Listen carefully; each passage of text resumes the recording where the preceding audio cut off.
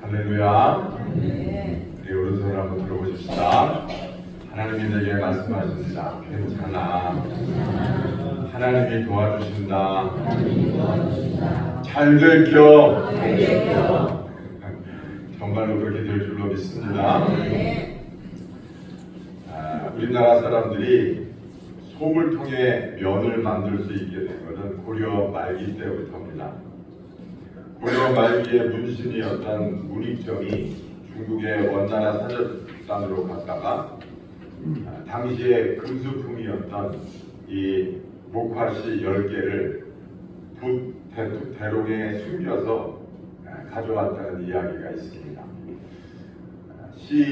목화시 10개를 가져왔는데 그 중에서 하나만 성공을 했다고 그러죠. 이것으로 시작이 돼서 우리나라의 목면 산업은 엄청난 속도로 발전을 거듭했습니다. 그런데 17세기 이후 더 이상 이 목면 산업은 더 발전되지 않았어요. 거기까지. 그런데 100년이 지나서 일본이 우리의 방직 기술을 전수받게 됩니다. 일본은 이 목면 산업의 기회를 놓치지 않고 이를 근대화시켰어요. 손재주에 있는 한 일본 청년이 어머니의 물레질을 보다가 저거를 기계로 만들어 봐야 되겠다. 그래서 만든 게 방적기입니다. 그래서 자기 이름을 붙여서 이제 사업을 시작을 했는데 이게 대박이 났어요. 이게 바로 도요타 방적기 주식회사입니다. 이 젊은 도요타 사장이 미국의 헨리 포드 공장에서 자동차를 보고서 큰 도전을 받습니다. 이야, 세상에 저런 게 있구나. 이후 잘 나가던 자신의 공장을 팔고 자동차 만들기에 주력을 합니다. 근데 잘 되겠어요? 기술이 없으니까 안 되죠. 그런데 그럴 때 한국전쟁이 일어났어요. 그러니까 미국에서 이 도요타 사장한테 자동차 만드는 미국 기술을 전수해 줬어요. 그러면서 미군 트럭을 만들어서 납품할 수 있게 그렇게 한 거예요. 그러니까 뭐 갑자기 자본도 생기고 기술도 생기고 그러면서 이 도요타 자동차가 크게 부흥을 합니다. 그래서 오늘날에 도요타 자동차가 생겼어요. 한국과 일본에 똑같이 모카시가 들어갔는데 결과는 달랐습니다. 성장할 것인가 쇠퇴할 것인가는 전적으로 안주할 것인가 아니면 새롭게 할 것인가에 달려 있습니다. 우리의 신앙도 마찬가지입니다. 계속해서 성장하고 발전하고 자라나는 신앙이 있는가 하면 있는 믿음도 까먹고 쇠퇴하는 신앙도 있습니다. 오늘 본문 말씀에는 아사라고 하는 유다의 왕이 소개가 됩니다. 이 아사 왕은 유대의 3대 왕이었어요. 이 아사 왕이 즉위할 때는 참 훌륭했습니다. 여호와를 섬기는 부흥 운동을 일으켜서 이스라엘 백성들을 새롭게 하고 이스라엘 백성들을 정말 하나님 앞에 잘 하나님의 백성으로 세워서 복받게 하고 정말 하나님의 영광을 이루는 그런 왕이었어요. 무엇보다 이방 제단과 산당을 없애고 우상을 꺾어서 다 찍어버리고 심지어 자신의 어머니가 우상을 섬겼다고 해서 태우의 자리를 빼앗고 그 섬기는 우상을 불에 태워서 가루로 빻아가지고 기드론 시내가에 가서 뿌렸어요. 그리고 백성들로 하여금 오직 하나님만 잘 섬기겠노라고 하는 그런 결단을 얻어내고 그리고 신앙생활을 잘했습니다. 그 당시에 에티오피아 왕 세라가 100만 대군을 이끌고 이 유다 나라를 침공했을 때 이 아사 왕이 전적으로 하나님을 의지합니다.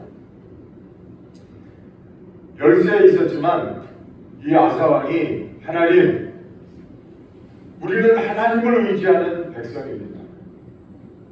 우리가 저들을 이길 힘이 없지만 하나님이 도와주옵소서. 간절히 하나님을 의지하면서 기도해서 그 전쟁에서 크게 이겨요. 그래서 소 700마리, 양 7,000마리로 하나님 앞에 제사를 드렸어요. 소 700마리, 양 7,000마리. 그래서 하나님은 이 아사 왕을 크게 축복하셨어요. 그래서 나라가 강성해지고 20년 동안 태평성대를 이룹니다. 그런데 그 태평성대를 이룬 그 20년이 문제가 됐어요.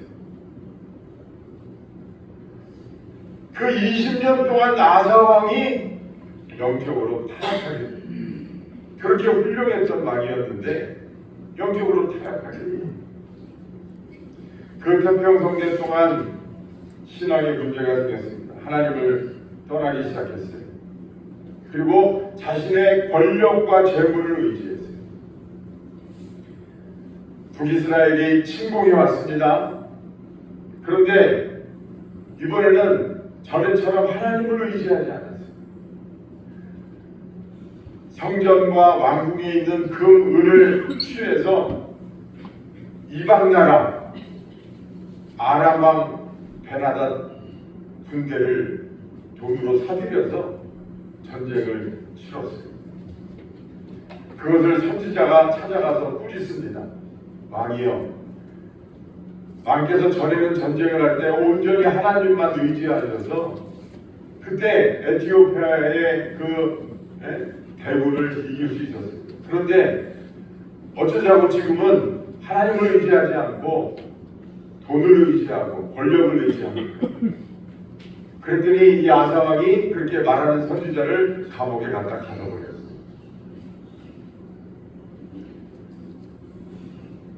결국 3년 후에 이 아사 왕 발에 병이 납니다. 발에 병이 났어요. 큰 병도 아니에요. 그때 하나님이 주신 사인이었는데 그때 돌이켰으면 됐는데 이 아사 왕은 돌이키지를 못했어요.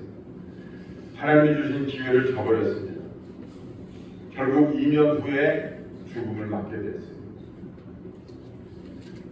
왜 아사 왕의 그 위대한 삶과 신앙이 성장하지 못하고 오히려 쇠퇴하고 패망했을까요? 평상시에 편안할 때의 그 태평성대에 하나님의 은혜를 구하지 못했기 때문에 사람은 태평할 때 하나님 찾기가 어렵습니다. 평안하다 할 그때가 가장 큰 위기의 때예요. 그런데 아무 일 없을 때 기도하기란 참 쉽지 않아요. 사람이요, 힘들고 어려우면 기도하는데 아무 일도 없고 그저 편안하다 그때 기도하기는 정말 쉽지 않아요. 똥줄이 타들어가도 기도하지 않는 사람들도 허다한데요. 근데 그때 은혜를 사모하고 그때가 정말 기도할 때인 것을 알고 기도하는 사람은 영적으로 참 지혜로운 사람이고 그 사람은요 진짜 은혜를 받아본 사람입니다. 경험이 있는 사람입니다. 그래서 아굴이라고 하는 사람은 잠언서에서 기도하기를 하나님 제가 부하게도 하지 마옵시고 가난하게도 하지 마옵소서 이렇게 기도했어요. 하나님이 이스라엘 백성에게 만나를 주실 때 여러분 아무리 많이 거둬도 하루 이상 지나면 다 썩게 만드셨어요. 그날 먹을 것만 구하게 하셨어요. 토요일만 이틀째가 가능했어요. 다음날 안식일이니까. 왜 그러셨을까요? 쌓아놓으면 사람은 그것을 의지하고 배투드리면서 편안하다 하고 내일 걱정을 안 하기 때문에 그래요. 그러나 인생은 처음부터 끝까지 걱정거리입니다. 태어나면서부터 죽을 때까지 걱정하다가 죽는 게 인생인 거예요. 근데 사람이 언제 걱정을 안 하느냐? 등 따시고 배부르고 뭔가 쌓아놓은 게 있다고 생각할 때에 걱정하지 않아요. 왜? 그거를 의지하니까. 하나님은 그걸 못 견뎌하세요. 오늘 먹을 것만 먹고 내일 걱정은 나한테 맡겨. 나를 의지해. 너희들의 내일은 내가 주장하는 거지, 너희들이 계획하고 너희들이 준비한다고 해서 그게 되는 게 아니야. 그 시간에 나를 의지해. 그게 정답이야. 그렇게 사는 게 맞는 거야. 사람이 자기 일을 계획할지라도 그 발걸음을 인도하시는 분은 여호와 하나님이라는 사실을 잊지 말아라.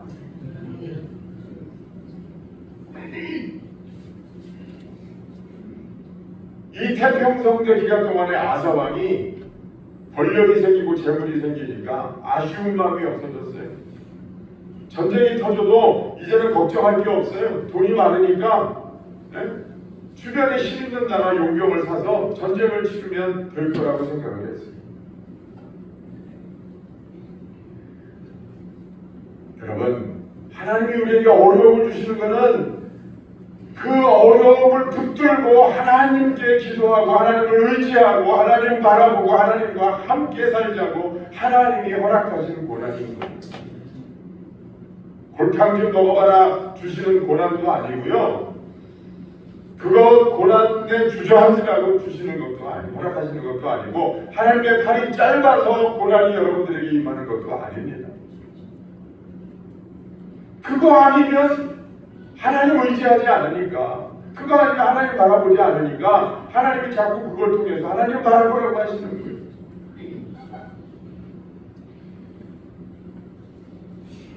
고난은 신앙의 밥입니다. 신앙은 고난이라고 하는 밥을 먹고 자라는 거예요. 그 고난의 때에, 어려움의 때에 하나님을 붙들고 기도하면 하나님은 반드시 들으시고 응답하시게 돼 있어요.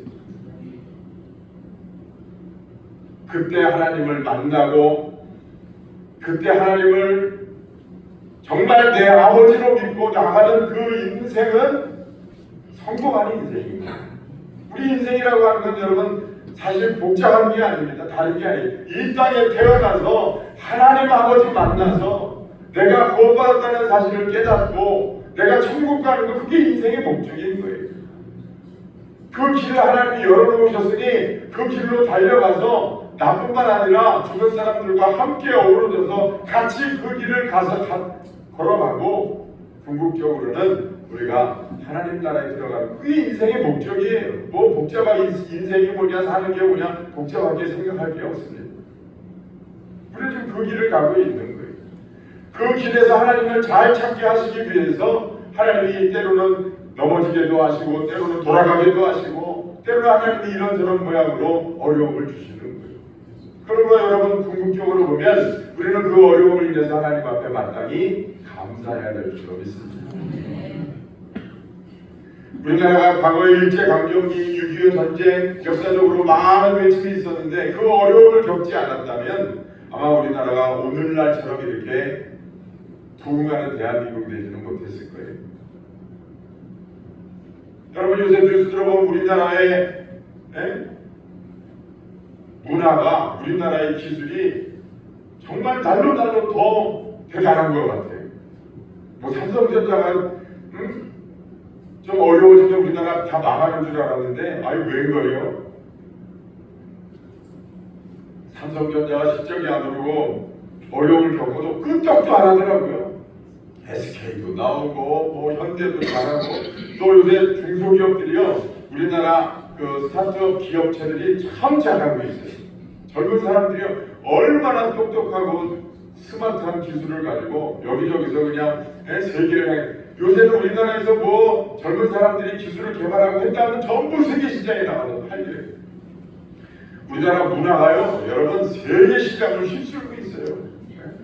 K-팝, K-컬처 그러면 세상 사람들이 다 그렇게 좋아할 수가 없어요.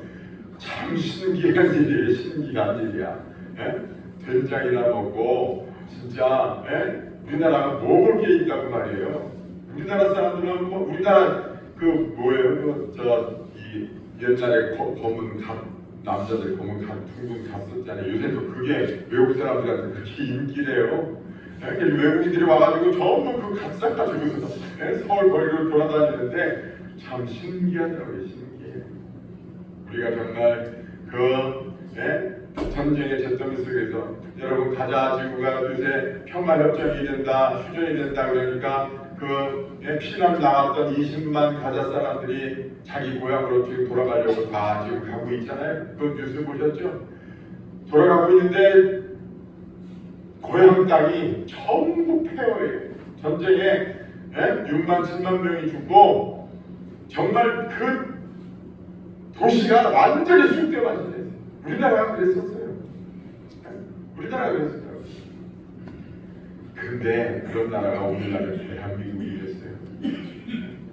정말 놀랄 놀자고 정말 기적 중의 기적이고 하나님의 은혜가 아니고는 설명할 방법이 없어요. 그때 우리가 눈물 흘리면서 하나님 앞에 우리 대한민국 살려달라고 얼마나 기도 많이 했습니까? 그때 하나님이 그 어려움을 통해서 우리 대한민국이 하나님을 만나게 하시고 그 어려움을 통해서 여러분 우리나라가 민주주의가 자리를 잡고 또 경제적으로도 자립하는 그런 복된 나라로 하나님이 만들어 주신 거예요. 그런 어려움이 없었다면 여러분 어려움도 없어요. 우리가 무슨 뭐 자본이 있기를 합니까? 자원이 있기를 합니까? 여러분 성도들은 편안할 때에 잘 관리를 해야 됩니다. 우리가 신앙인들이 평상시에 자기 자신을 잘 관리한다고 하는 것은 늘 하나님의 은혜를 사모하는 그런 믿음으로 살아가는 것을 의미합니다. 힘들고 아쉬울 때만 그냥 하나님께 매달리고 그런 신앙이 아니라 늘 하나님의 은혜 가운데 머물려고 하고 하나님의 은혜를 사모하고 늘 하나님과 가까이 하는 삶을 살려고 하는 그 믿음이 평상시에 관리를 잘하는 그런 신앙은 부패하지 않습니다. 그런 신앙은 쇠퇴하지 않습니다. 그런 신앙은 하나님이 복을 주시게 돼 있어요. 평상시에 잘하는 게 중요합니다. 그런데 평안할 때 관리를 잘한 왕도 있었습니다. 바로 요시아라고 하는 왕이에요. 조금 아까 말씀드린 건 아사 왕이고 요시아 왕은 종교개혁으로 아주 이름난 왕이었어요. 이 요시아 왕은 아버지가 왕이었었는데 아버지가 암살을 당했어요. 그래가지고 자기가 8살 때 왕이 됐어요. 8살 때. 어린 게 뭐야겠어요. 그 후에 이 요시아 왕이 31년 동안 왕위에서 나라를 다스렸는데 그는 철저하게 종교개혁을 했어요. 그래서 다른 왕들도 종교개혁을 하는 척하는 왕들이 여럿이 있었어요. 그런데 주상을 깨뜨리고 관습을 우상 섬기는 관습을 없애고 그랬는데 못하는 게 뭐였냐면 산당을 제거하는 걸 잘못했어요. 우상 섬기는 산당을 없애버리는 걸 못했는데 요시아 왕이 그걸 했어요. 다 산당 우상 다 갖다 버리고 불태워버리고 그 산당도 아예 이제는 하지 못하도록 다 불태워버리는 그런 종교개혁을 했어요. 하나님이 31년 동안 평안을 주셨어요. 그래서 열왕기하 23장 25절에 보니까 요시아와 같이 마음을 다하고 성품을 다하고 힘을 다하여 여호와를 향하여 모세의 모든 율법을 완전히 준행한 임금은 요시아 전에도 없었고 후에도 없었다. 이렇게 기록하고 있습니다. 아사 왕은 20년 태평 세월에 타락했는데 이 요시아 왕은 30년 태평 세월에 늘 하나님의 은혜를 사모하고 늘 하나님의 도우심을 구하고 늘 기도하는 그런 왕이었어요. 하나님이 그 요시아 왕을 지켜주십니다. 그렇습니다, 여러분. 성도의 자기관리는 은혜를 사모하는 거예요. 성도의 자기관리는 뭐라고요? 은혜를 사모하는 거예요. 힘들고 어려울 때만 은혜를 사모하는 게 아니라 평상시에 늘 잘하는 거예요. 하나님 앞에 늘 은혜를 사모하고 기본적인 신앙생활을 잘하는 거예요. 힘들고 어려울 때만 교회 나오는 사람이 있죠. 우리 교회는 보면 그런 사람은 없는 것 같아요. 진짜 우리 교회는요, 평균 출석률이 진짜 우리 대한민국에 내다 놔도 정말 꿀리지 않는 출석률입니다. 우리는 90%가 넘어요. 세상에 90% 출석률 넘는 교회 있으면 나오라고 그래요. 대단한 교회 우리 교회. 평상시에 잘하는 거예요. 기본적인 걸 잘하는 거예요. 이만큼 수요 예배도 나오면 참 좋겠어요. 이거에 반반 새벽 예배 나오면 좋겠어요. 그래도 잘하시는 거예요. 여러분, 꼭 문제가 터지고 나면 그때 가서 울고불고 잘하는 그런 사람들이 있습니다. 문제 터지기 전에 잘하는 게 더 잘하는 겁니다. 여러분, 건강검진 미리미리 하지 않습니까? 건강검진은 미리미리 잘하면서 왜 신앙생활은 일 터지기 전에 왜 평상시에 잘하지 못합니까? 건강검진 잘해야 여러분 건강을 유지하면서 살 수 있듯이 영적인 것도 마찬가지예요. 평상시에 기본적인 걸 잘하면 문제가 없습니다. 아사왕이 쇠퇴했던 또 다른 이유가 있습니다. 그게 뭐냐? 문제가 터졌을 때 인간적인 방법을 썼던 거예요. 전쟁이 터지면 전에처럼 하나님을 의지하고 기도하고 하나님의 도우심을 구했어야 되는데 인간적인 방법을 썼다는 거예요. 이사야서 말씀에 보면 여러분 그런 말씀이 있어요. 아, 내가 불을 보았구나. 처음 인류가 불을 발견했을 때 그 불이 너무 큰 유익을 주는 거예요. 고기를 익혀 먹을 수 있죠. 또 추운 겨울에 따뜻하게 지낼 수 있죠. 또 어두운 밤을 환하게 밝혀주죠. 또 그 불이 살균 효과를 주기 때문에 병들지 않죠. 얼마나 좋아요. 근데 그 불을 발견하면서부터 그 불이 너무 좋으니까 불을 섬기기 시작했어요. 근데 가만보니까 그 불이 어디서 와요? 태양으로부터 오거든요. 그래서 태양신을 섬기는 우상이 고대에 그렇게 많았던 거예요. 여러분, 그 하나님이 우리에게 주신 편의입니다. 편의. 그런데 그 편의를 절대화시켜서 그것을 하나님 머리 위에 두고 그것을 섬기는 거, 여러분 그게 우상이고 하나님은 그것을 절대 용납하지 않습니다. 아브라함과 이삭의 경우도 그렇습니다. 100살이 돼서 여러분 아슬아슬하게 얻은 아들 이삭 얼마나 귀했겠어요. 네, 하나님이 그걸 바쳐라 그러셨어요. 하나님 보시니까 참 아브라함이 이삭을 준 하나님을 경외해야 되는데 아브라함이 마음이 변하는 것 같아요. 그러니까 하나님이 너가 그 아들 이삭을 모리아산에 가서 제물로 바쳐라 그랬어요. 근데 그때 아브라함이 깨달은 거예요. 내가 나도 모르는 사이에 이삭에게 빠져서 내가 하나님과 멀리 떨어져 있는 것을 내가 몰랐다. 그때 깨달은 거예요. 근데 아브라함은요, 여러분 그게 훌륭한 거예요. 하나님이 그렇게 하셨을 때 여러분 그게 얼마나 큰 재앙이고 얼마나 큰 환난입니까? 하나밖에 없는 아들, 백세 얻은 아들을 갖다가 바치라고 하니 이게 얼마나 청천벽력 같은 이야기예요. 그런데 아브라함은요 그 말을 듣고 딱 깨달은 거예요. 내가 너무 이놈의 자식한테 정신이 팔려서 살다 보니까 내가 하나님 멀어지는 줄도 몰랐구나. 하나님이 지금 질투하시는구나. 그러면서 얼른 아침에 일찍 일어나서 씩씩하게 그 아들을 데리고 이삭을 데리고 산으로 전진해 갑니다. 그리고 20살이 다 된 그 아들을 결박을 해서 계단 위에 올려놓고 칼을 빼가지고 진짜 그 이삭을 칼로 내리려고 했어요. 아브라함은 알았어요. 하나님이 주신 이 아들, 하나님이 질투해서 이러시는 거니까 진짜 죽이시려고 하는 거 아니야. 설령 내가 진짜 죽여도 하나님은 다시 살려줄 수 있는 하나님이야. 아브라함은요 전능하신 하나님을 믿었고 아브라함은 그 아들 이삭을 하나님이 주셨다는 사실을 믿었기 때문에 그렇게 할 수 있었던 거예요. 칼을 들어서 내리시려고 했으니 아브라함아 아브라함아 네 아들에게 손대지 말아라. 네가 드릴 재물은 내가 준비하였다. 그래서 보니까 어린 양이 있는 거예요. 그래서 아브라함이 뭐라고 그랬다고요?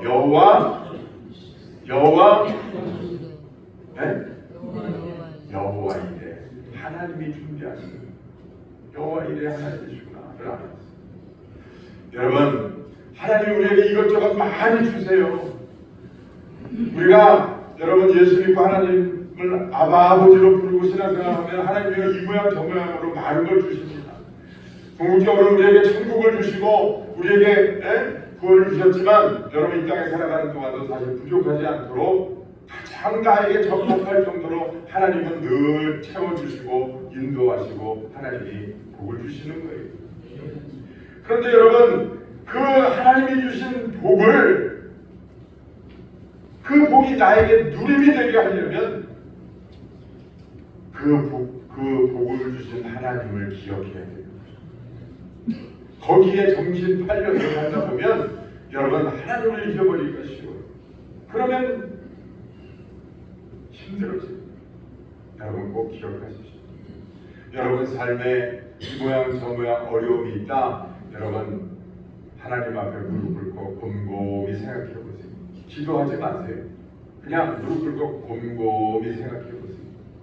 정말 하나님이 살아계신다면 그리고 그 하나님이 나를 사랑하시겠다고 약속하셨고 맹세하셨고 그 약속은 영원히 변치 않겠다고 하나님이 약속하고 맹세하셨다면 그래서 나를 사랑하시는 그 하나님의 사랑이 지금도 변치 않는다면 왜 하나님은 나에게 이런 어려움을 허락하셨을까?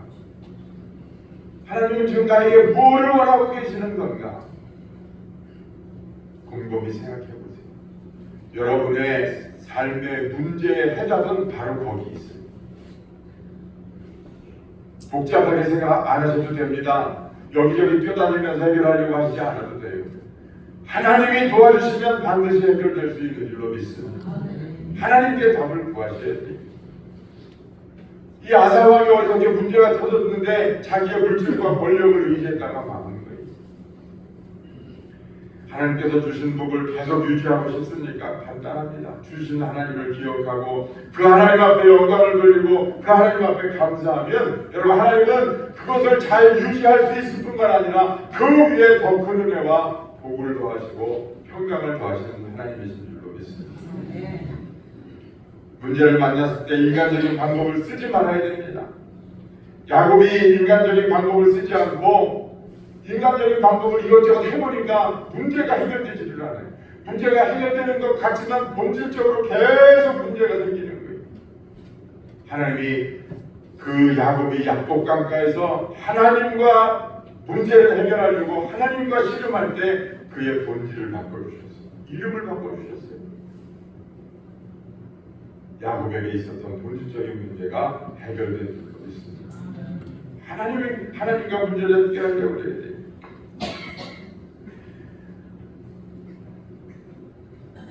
이 아사왕의 또 다른 문제는 뭐냐면은 하나님이 주신 기회를 걷어차버리는 거예요. 이게 뭐냐? 선지자 하나님과 찾아가서 왕이요 왜 전에는 하나님께 기도하고 전쟁을 하더니 지금 왜 물질을 의지하고 권력을 의지합니까? 그랬더니 그 소리가 듣기 좋았겠어요? 싫었겠어요? 듣기 싫지. 20년 동안 태평성대를 누리고 자기가 최고의 권력의 정점에 서서 모든 것을 다 치리하고 주장하다 보니까 무서운 게 없는 거예요. 여러분 사람은 무서운 게 있어야 돼요. 그러니까 이 하나님과 선지자가 와서 이야기하는 게 듣기 싫으니까 그냥 감옥에다가 쳐넣어버려요. 저희 같으면 꿈도 못 꿀 일이지. 근데 그러고도 무서운 게 없는 거예요. 여러분 선지자를 갖다 감옥에 간다고 하는 건 하나님도 두렵지 않은 거예요. 그렇지 않아요? 하나님도 두렵지 않아요.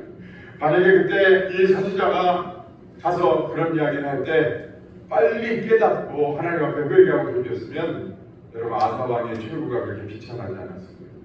여러분 똑같은 예로 다윗 왕은 간음하고 살인하고 큰 죄를 저질렀지만 선지자가 찾아가서 이야기할 때 다윗 왕은 그 자리에서 톡톡 부러져가지고 눈물을 침상이 젖을 정도로 눈물을 흘리면서 하나님 앞에 회개했습니다.